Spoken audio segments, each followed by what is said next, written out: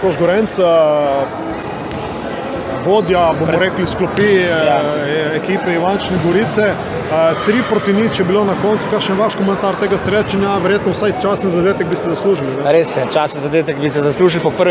Po prvem polčasu bi se zaslužili tudi kakšno piko. Ampak nažalost, kot sem rekel, mi imamo tisti krč, ki ga potem enostavno po prikazanem prvem polcajtu, drugem polcajtu, tiste 2 slabe 3 minute, dobimo 2 gola in potem imamo razpad sistema. Tako da škoda je. Prvenstveno čestitam za zmago, želim jim vse najboljše naprej v prvenstvu in potem v play-offu.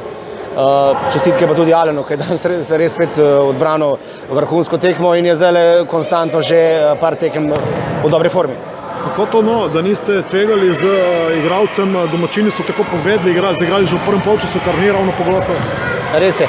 Ne vem, mi smo danes tako odločili, da mi smo šli brez golmana, pač imamo svojo igro, treniramo in tako da mi se že zdaj pripravljamo malo na tisti play-out, tako da mislim, da je to razlog temu, da mi pač igramo.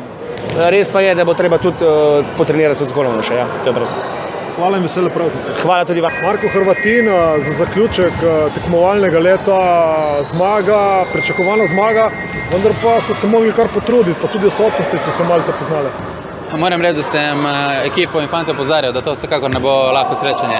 Vedeli smo, da je pokal pustil svoj davek, videlo se je pri nekaterih igralcih, utrujenost je bila na nivoju in nosilci igre smo praktično obe srečani z Mariborom odigrali v veliko minutažo, tako da vedeli smo, da če ne bomo bili pravi od začetka, bo težko tekma in tako je tudi bilo. Ivančna Gorica se je disciplinirano branila, iskala je svoje šanse sproti napadov in moram reči, da nas je parkrat tudi Mordej uspešno rešil, po drugi strani pa mi nismo uspeli zabiti. Imeli smo svoje šanse, žoga ni hotela enot in primorani smo bili v drugo taktiko. No, pa vendar, kljub priložnosti tudi vratnico so zadeli gostje, kljub obrambam Mordeja ste bili vseeno toliko pogumni, da ste že v prvem polčasu odigrali z 5 igralcem polju in poskusili na ta način in to, kar bili uspešni. Ja, moram reči, da videli smo, da nekako na tekmi nismo pravi. Občutil sem to, da nekako prihajamo v šanse, ampak ne zabijemo, ampak tudi te šanse niso tako čiste, da nekako bo steklo. Odločil sem se za to pač riskantno igro, ki pa je že del tega športa in je nič kaj pretresljivega. Šli smo z vratarjem in že v prvem napadu videli, da nekako slabše stojijo v obrambi, zato smo se odločili, da bomo vse drugih polčasov igrali z igro z vratarjem v polju in na koncu se nam je to izplačalo, dosegli smo zmagoviti odločilni zadetek, bolj kot zmagoviti za 1-0 in polčas pripeljali v svojo prid. Drugi polčas pa mislim, da nekako je bila rutina, dvignili smo malo predstavo, zabili smo 2 lahka zadetka in pol je bilo vse lažje in tekmo mirno pripeljali do konca.